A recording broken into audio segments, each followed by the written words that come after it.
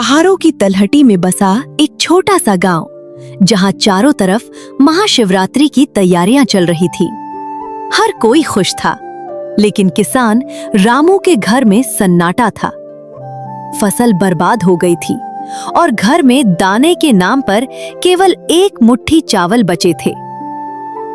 पार्वती, कल महाशिवरात्रि है। पूरा गांव शिवालय में दूध, फल और मिठाइयां चढ़ाएगा और मैं शायद भोलेनाथ को एक लोटा जल के सिवा कुछ न दे पाऊंगा। जी, आप निराश क्यों होते हैं? महादेव तो भाव के भूखे हैं। उन्हें सोने का थाल नहीं, भक्त का सच्चा मन चाहिए। हमारे पास जो है, हम वही प्रेम से अर्पण करेंगे।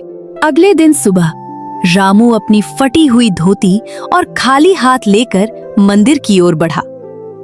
रास्ते में उसे गांव का सबसे अमीर आदमी सेठ धनीराम मिला, जो पालकी में सवार था और उसके सेवक फलों के बड़े बड़े टोकरे उठाए हुए थे। अरे ओ रामू, कहाँ जा रहे हो खाली हाथ? क्या महादेव के दरबार में अपनी दरिद्रता का प्रदर्शन करने जा रहे हो? देखो मुझे, मैं आज 1.25 मन दूध और सोने के बिल्व पत्र चढ़ाने जा रहा हूँ। भगवान उसी की सुनते हैं जिसके पास देने को कुछ होता है। सेठ जी, मेरे पास तो बस ये 2 हाथ और महादेव का नाम है। वो तो सबके हैं, क्या राजा और क्या रंक। हाँ, अपनी ये किताबी बातें अपने पास ही रखो। भूखे पेट भक्ति नहीं होती रामू। सेठ अपनी शान के साथ मंदिर के गर्भगृह में घुस गया। रामू मंदिर के बाहर एक कोने में खड़ा हो गया।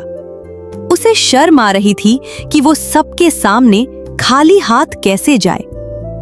उसने अपनी आंखें बंद की और मन ही मन महादेव को पुकारने लगा। हे त्रिलोकीनाथ, मेरे पास चढ़ाने को न फल है न फूल। ये आंसू ही मेरे अर्घ्य है, इन्हें स्वीकार कर लो प्रभु। मंदिर के भीतर सेठ धनीराम ने भारी शोर शराबे के साथ दूध और फलों का अंबार लगा दिया। पुजारियों ने सेठ के नाम की जय जयकार की, लेकिन तभी एक अजीब बात हुई। जैसे ही सेठ ने सोने का बिल्व पत्र शिवलिंग पर रखा, वह काला पड़ गया और शिवलिंग से एक ठंडी लहर उठी, जिससे मंदिर के दिए बुझने लगे। ये क्या हो रहा है?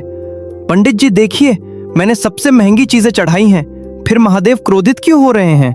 सेठ जी, लगता है महादेव आपकी भेंट से प्रसन्न नहीं है। आपकी पूजा में भक्ति नहीं, अहंकार की गंध आ रही है। बाहर खड़ा रामू अनमने मन से अपनी फटी झोली से एक जंगली बेल का फल और एक लोटा जल निकालता है, जिसे उसने सुबह झरने से भरा था। वह कांपते कदमों से मंदिर की चौखट पर आता है। प्रभु, सेठ जी ने तो सोना चढ़ाया है। मेरी इस मामूली भेंट को आप कहाँ स्वीकार करेंगे?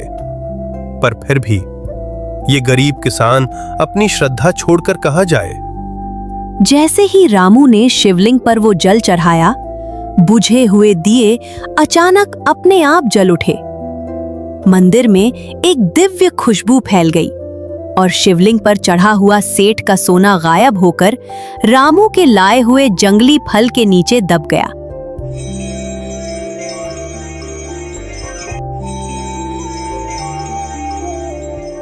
धनीराम, मुझे स्वर्ण की चमक नहीं, मन की निर्मलता चाहिए। तेरे अहंकार ने तेरे पुण्य को जला दिया है, जबकि रामू के एक लोटे जल ने मेरे हृदय को शीतल कर दिया है। सच्ची पूजा वही है जो निस्वार्थ भाव से की जाए। क्षमा करे प्रभु, मुझे समझ आ गया कि भक्ति धन से नहीं, प्रेम से खरीदी जाती है। उस दिन के बाद सेठ का अहंकार टूट गया और उसने अपनी संपत्ति का उपयोग गरीबों की सेवा में किया। रामू के खेत फिर से लहलहा उठे। महादेव ने सिद्ध कर दिया कि उनके दरबार में केवल भाव ही प्रधान है। हर हर महादेव। महाशिवरात्रि की वो रात बीत चुकी थी। पूरे गांव में केवल एक ही चर्चा थी, महादेव का वो चमत्कार। लेकिन रामू के लिए सबसे बड़ा चमत्कार अभी बाकी था।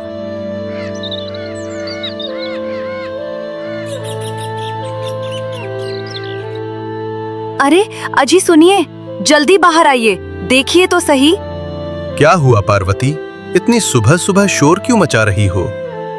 रामू ने बाहर आकर देखा कि उसका सूखा पड़ा खेत, जहां दरारें पड़ चुकी थीं, अब पूरी तरह हरा भरा हो गया था। फसलें ऐसी लहलहा रही थीं जैसे रातों रात किसी ने उन पर अमृत छिड़क दिया हो। तभी गांव के लोग और सेठ धनीराम वहां पहुंचे। लेकिन आज सेठ की चाल में वो अकड़ नहीं थी। वो नंगे पैर चल रहा था और उसके हाथ में अनाज की पोटली थी। रामू भाई, मुझे माफ कर दो। कल तक मैं अपनी तिजोरी के दम पर महादेव को खरीदना चाहता था, पर कल तुमने मुझे सिखा दिया कि अमीर वो नहीं जिसके पास धन है, बल्कि अमीर वो है जिसका मन महादेव से जुड़ा है।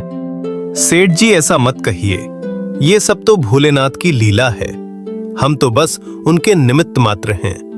नहीं रामू, आज से मैं संकल्प लेता हूँ कि इस गांव का कोई भी किसान कर्ज के बोझ तले नहीं दबेगा।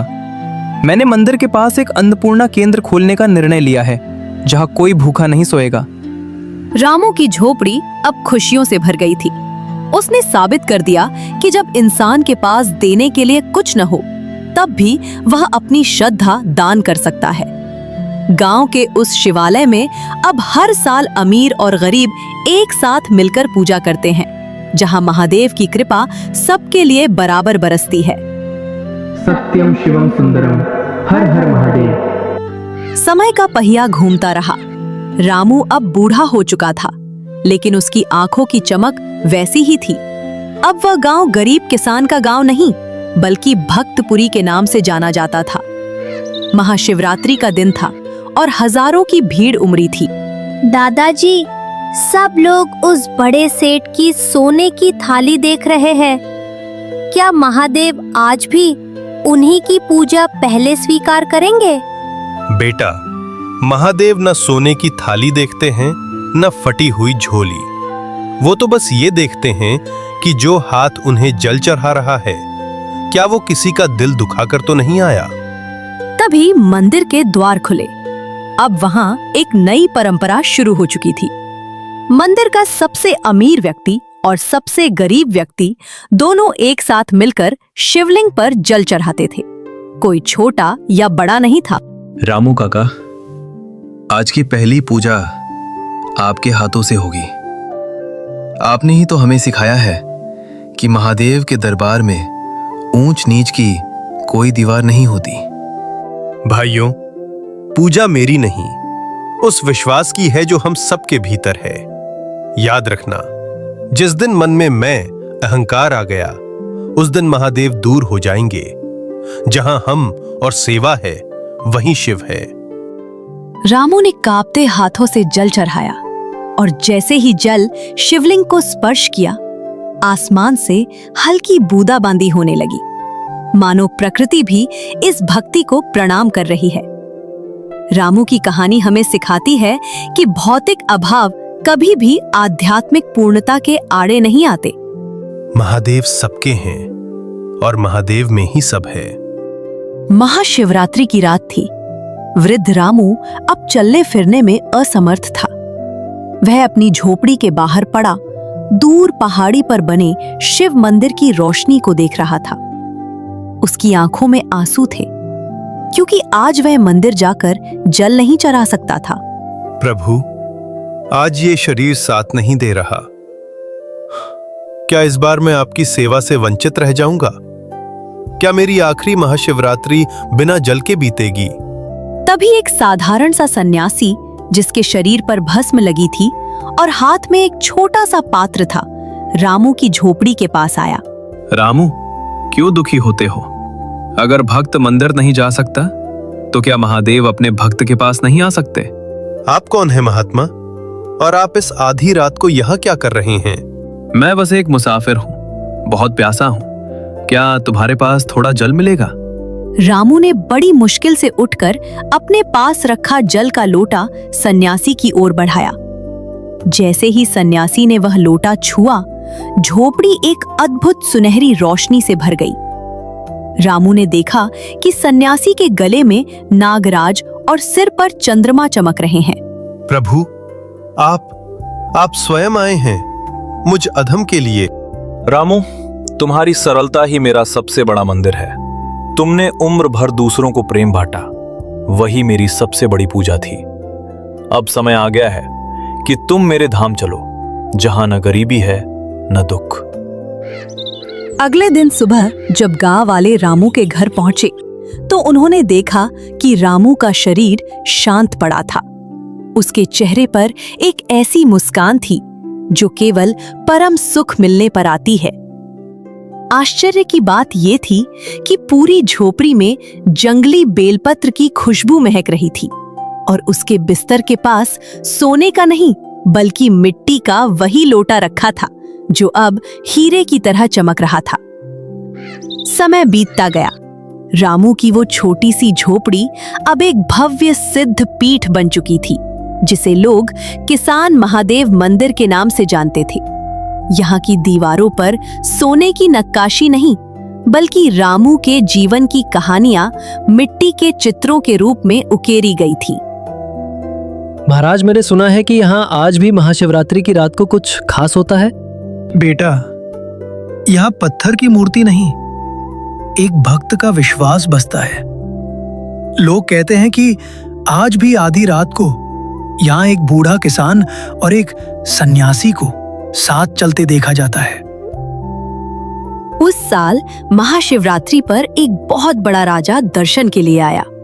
उसने हीरे जवाहरात की थाली सजाई थी। वह सबसे आगे खड़ा होना चाहता था। तभी मंदिर के गर्भगृह से एक आवाज आई। रुको, इस मंदिर का द्वार सबसे पहले उसके लिए खुलेगा जो अपने साथ अहंकार नहीं बल्कि अभाव में भी भाव लेकर आया हो। तभी भीड़ में से एक छोटा सा गरीब बच्चा आगे आया, जिसके हाथ में धूल से सना एक बेलपत्र था। राजा ने देखा कि जैसे ही उस बच्चे ने कदम बढ़ाया, मंदिर के विशाल द्वार अपने आप खुल गए। याद रखना भाइयों, रामू किसान मरा नहीं है। वो हर उस इंसान के दिल में जीवित है जो अपनी मेहनत की कमाई का एक हिस्सा दूसरों की मदद में लगाता है। शिव वही है जहां सेवा है। आसमान में बिजली करकी और शिवलिंग पर अपने आप जल की धारा गिरने लगी। पूरा वातावरण हर हर महादेव के जयकारों से गूंज उठा। ये कहानी गवाह है कि महादेव को पाने के लिए धन की नहीं, केवल धलकते हुए सच्चे मन की जरूरत है।